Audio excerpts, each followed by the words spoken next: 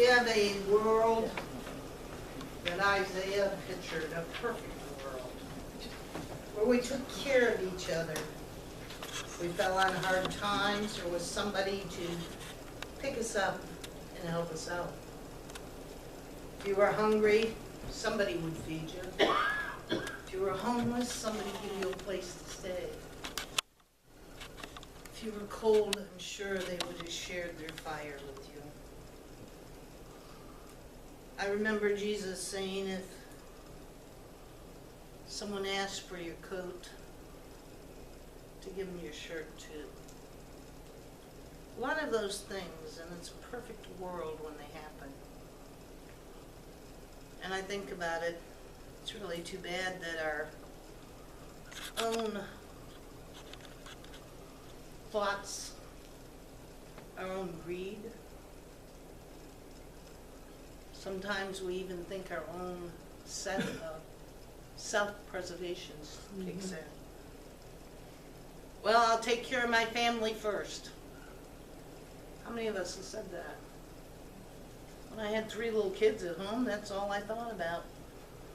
How was I going to get them fed, clothed, through school? I got a little older and other thoughts popped into my head. You wanted them to have everything everybody else had. So you did one of 2 things. You worked an extra job or you went in debt. And I probably did both. But eventually they grow up and they leave home. And I think about all of that. And I think, did we teach them? Did we teach them the importance of helping others? And I think about it sometimes. Depends on the generation you're talking about. For our particular children, they were the me generation, me first. Because that's what we brought them up. And there was the Generation X. They were, life goes on. Whatever happened, happened. Didn't matter that we went to church because, that's something our parents did. We're not going to do it. No, I don't think we have to get married. I think we can just live together. Well, if I can't take care of my kids, I can dump them on their grandmother. And life goes on. And then we had the millenniums that come along. And they want to change the world. I love the millenniums, I really do. I mean, I've got 2 grandchildren that are millenniums, and they have all these grandiose ideals. Things like, we're going to make a real difference. We're going to change things in this world. Money isn't that important. But boy, they got their hands out. I don't know if you've noticed or not. Grandma, I want a video game and I'm a little short. Can you loan me some money? It's because they have this habit of taking 1.5 years to pay you back. Oh. And you love them with all your heart and all your soul. And then you see them with all the things that a child could want. I think about the millenniums. I think about them a lot. They drive cars. For my me generation, at least, I made them work for their cars. What if you're going to need a car? Get a job. Now they just give them to them. That's what parents say. And guess what? The child turns 16 and starts crying and you let them drive. They're yours or you give them one. And they want to go to school, but we don't want to do to them what some of us had to do, pay back student loans, so we break our butts to pay for it. And they say, I'm going to change the world. Then they go to college, they graduate, and they work 2 minimum wage jobs just to make a living. And my heart breaks for them because they're going to change the world. And they forget one thing in life. The world's been here 2,000 years. And Jesus gave the formula for us to change the world. We need to be the salt of the earth. When he talks about the salt of the earth, he's talking about us flavoring this world, teaching one generation after the next about the great things that God has done for us and the things we need to do for the world to carry God's love on. I think about that. I think about it a lot. You see, have we done our share of work on teaching the next generation what they needed to do? Did we drag them to church when they didn't want to go? Oh, I think about that. I made mine always accuse me of making them go to church when they didn't want to go to church.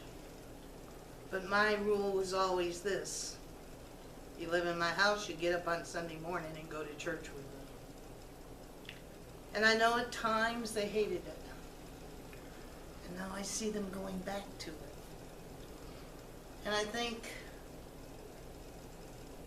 did all of us teach our children the importance of worship? The importance of giving to God? The importance of giving to each other? Or did we teach our children that it should be me first and then the rest of the world? God has given us some mighty, mighty gifts. He says you are the light unto this world. Being the light of this world means shining through, stepping out, giving a vulnerability. Things like, yes, I stand for justice. Yes, I stand for those who are downtrodden, which is the Bible word for it. I stand for giving opportunity to all people. What do I mean by giving opportunity to all people? Working so very hard for an economy that allows all people to find jobs, to requiring people to work. You see, I believe in that. There are times that there are certain folks who can't work for physical limitations, mental limitations. Those fall into the category of the widows and the orphans. Folks we need to help out. But if you don't fall in that category, let me help you get a job. Let me help you find a place to get an education so you can get a job. Let me show you how to do the things you need to do. The way you dress. I love it. I work for a conservative school district. God knows you don't need to come in there and apply if you have tattoos all over your body. If you do, you better learn how to cover them up. Because otherwise you're not going to be hired. Little things that kids don't realize.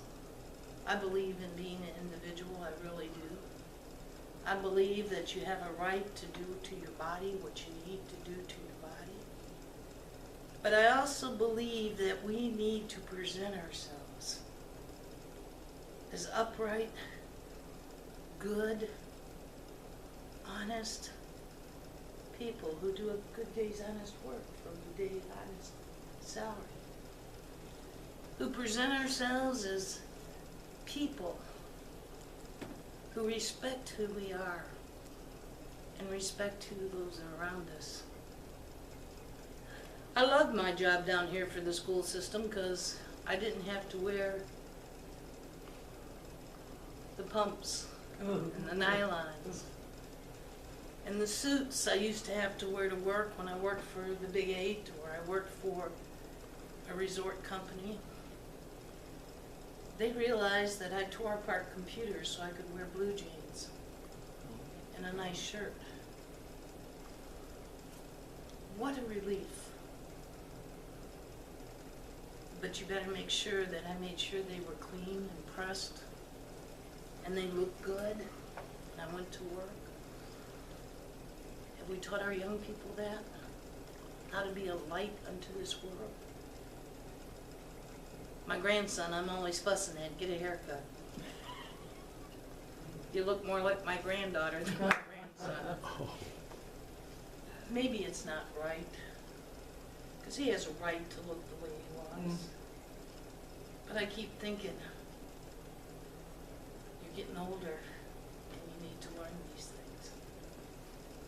We all need to be a light. A light that says, yes, I help those in need. Yes, I show people how to behave by my own behavior. I love the fact that people say, you're welcome to do whatever you want. And that's true. But God has given us some laws. And I don't mind following those laws. They're called the 10 Commandments. Because Jesus said not one will pass before it is finished. It was finished when he went to the cross, and all of our sins are forgiven. But I think we owe it to the world to stay within those limits that God has set. We have a right to speak our minds, especially for the oppressed. We have a right to protest, but being respectful as we do it. We have a right to stand up. Not a right, we have a duty to stand up for the oppressed. And all those things we need to remember. Because Jesus said, you are the light unto this world. And as a Christian, as someone who believes in Christ, I need to stand up for those that are oppressed, the underdogs, sometimes even those that are hated. Because I've been in that category, where they hate you because of the color of your skin, they hate you because of your sexual orientation. They hate you for being who you are. And no one has that right. Because you see, God made us who we are. But we're the ones that need to stand up and say, hey, I love that me generation, that X generation, and that millenniums. And I want to show them the way. I want to stop putting them down and show them the way. I want to step out there and say, I believe in Christ. I believe that God created a world full of diversity. And he did it because he knew how each and every one of us were going to be a part of that amazing thing that we call this world. Using who we are, remembering that we are the salt of the earth, a light that should not be hidden, but the light that should shine brightly for all those that are oppressed, the light that should shine brightly for all of those who need a place where they're accepted for just who